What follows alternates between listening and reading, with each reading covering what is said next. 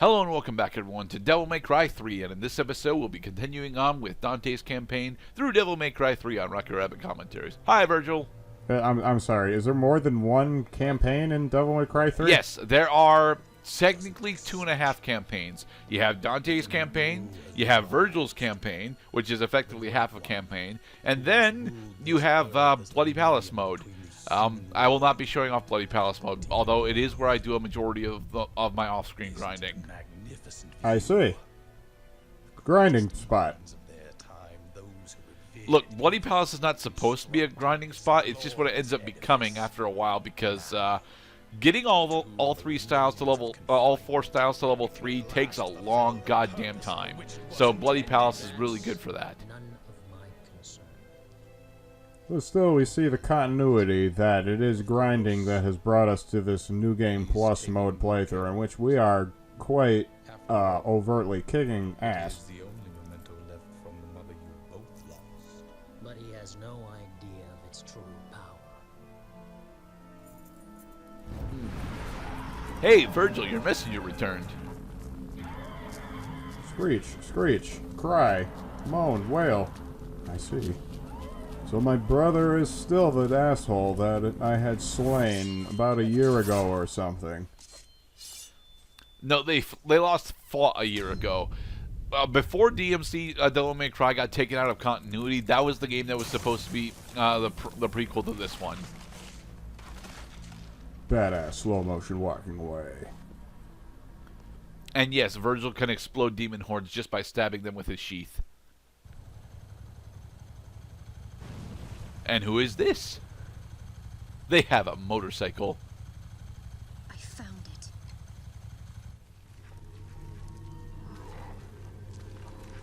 More demon hordes. 'Cause it's terror time again. Time again. The demons walk the streets. Hey, look, it's a number 3. One of the more interesting things about the pre-level cutscenes is that there is always going to be a hidden number that correlates to the mission number that you're on.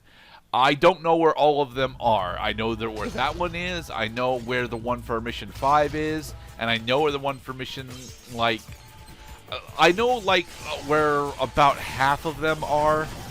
And I won't bother to ring them up all the time, simply because I don't know where they all are.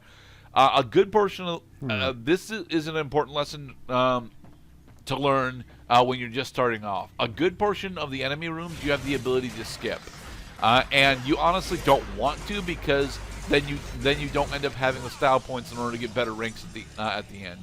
This is where you would actually acquire your first first additional weapon, as if you check the notice board in that hallway leading into this room, you will get the shotgun. The shotgun is honestly a very interesting weapon. I just will not be using it because I don't need to. Yes, that we are allowed to. We have the privilege of skipping experience because we've already leveled up quite a bit. Well, it's not necessarily leveling up that you're skipping out on. It's more or less the end of mission rankings that you're skipping out on. And I wouldn't recommend, if you're doing a fresh run specifically, I actually recommend fighting everything. Not necessarily for the style experience that you get, but because because increasing your end of mission rank specifically is how you're going to end up affording the tools that you need in order to survive, like blue orbs and purple orbs. Right. Items, recovery items more specifically, are quite scarce in this game. On a fresh mode, you will blow through all of your points just having enough recovering items to make progress through boss battles. Well, for the record, a majority of the actually all of the boss battles are technically designed in such a method that you're never actually supposed to need recovery items for them. They are a fallback that you can use if you feel like you need them. But using items during missions will actually decrease your overall rank. So yes. I recommend not doing so. Correct. Don't take damage is a great lesson. don't take damage, because damage actually negatively affects your rank as well. But that is significantly harder to do than it sounds like. Sure. Alright, and here we go up against our first actual boss, the Ice Guardian's Chamber. I think I remember this cutscene. I mean, I remember a lot of the early game material, of course, because I've seen people play this game over again, and I've seen them do later game states. This is an interesting take on Cerberus, in my personal opinion. Yeah, having big. him be a frozen hellhound instead of a fiery one. Intimidating. Ferocious. Heavy. But...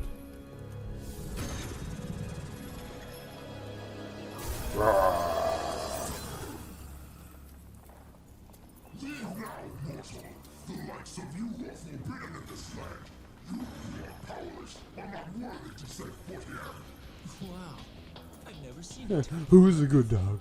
You know, in a dog show, Who's a good boy? first place. Why, yes, I do. Mostly because I'm not a mere human. Easy, Fido. How about I take you out for a walk? That's like, alright, Dante, you are just as badass as you put yourself out to be. And you get a weapon for slaying the three-headed Cerberus, which is called the Cerberus. Yes, it's called Cerberus because that is a matter of a lore and continuity playing with us. So Yep, and just like how in Dark Souls 3, the checkpoints sometimes are named after the bosses in which you unlock them. In this game, you have little mementos that you can see not on your fast travel menu, but in your inventory.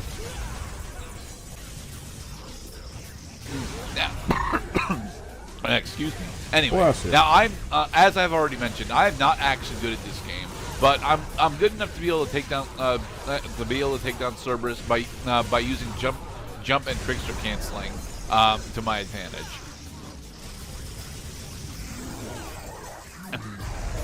Yeah, you're avoiding. He has successfully moved over to phase 2. Yep, where he's gonna do. I'm gonna do big stomp. Oh, you already. Oh, I thought one of his heads were missing.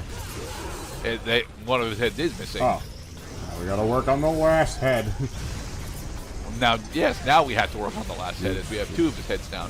One of the ways that you can actually make the Cerberus fight slightly easier for yourself is by focusing on both the legs. If you do enough damage to both of the legs, you can actually knock him down for a brief period in order to get some pretty easy melee damage on him.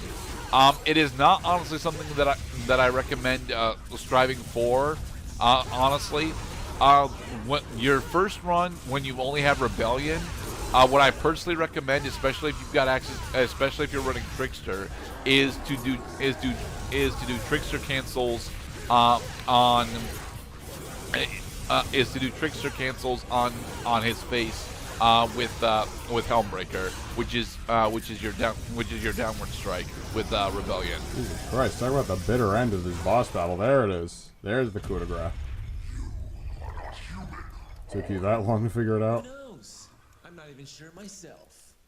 Regardless, you have proved your strength. I acknowledge your ability. Take my soul and go forth. You have my blessing. So Dante is not Dante in name only. He is a pilgrim of sorts, and on his journey he will obtain many gifts from God. Or something. He'll obtain many gifts from various powers. God, not so much. Lessons.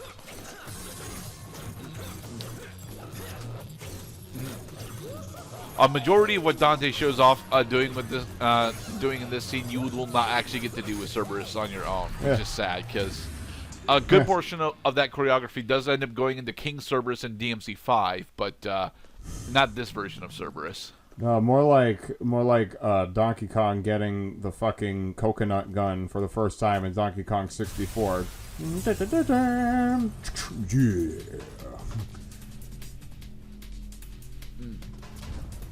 Chick, you almost hit us with your motorcycle. Sweet moves, girl. Are you going to the party? What's the hurry? Didn't you get an invitation? No, but yes, this chick, who will not tell her name until it becomes relevant, is honestly pretty badass all in her own right. She actually gets her own action scene in a couple of parts. And yes, Dante is badass enough to surf on a fucking heat-seeking missile. Or technically, I guess these are drunk missiles, but Huh. Dichromate. I can remember that. She's literally got one orange eye and one blue eye. Fuck. yep. God damn it. Anyway, so that's a thing that we'll be looking forward to later, as long as we don't die on bosses. But thanks to our sweet new weapon, we're even more powerful. Better and better. No, actually, Cerberus is not a weapon I recommend running, simply because it is super fucking awkward. It has some pretty significant advantages against specific enemy types, but even them, a Rebellion is just a better goddamn weapon. Well, maybe it also must be combined with a specific fighting style. Well, even under Swordmaster, Cerberus just doesn't do nearly as much as Rebellion does. Well, you got to think also, like, you know, in a fight, it's hit or be hit. So some weapons will open you up to damage more often than others, and the weapons that let you evade, of course, are going to deal less damage. Cerberus loses out to Rebellion in both of those aspects. Looks like we have an uninvited guest. Is that so? A human. A woman. I'm I mean, afraid she's actually probably the first human character we've run into in this entire game so far. is what you want. In this game, yes. So far, we've met 4. That woman. Calypso, post Twisted Metal, Virgil, Dante, and now What's-Her-Face. She has not yet properly introduced herself yet, so she is What's-Her-Face at best at the moment. Yeah, What's-Her-Face is a good name for her. She's a symbol of resistance. And in the next episode, we'll continue on with DMC3. Be safe, everybody.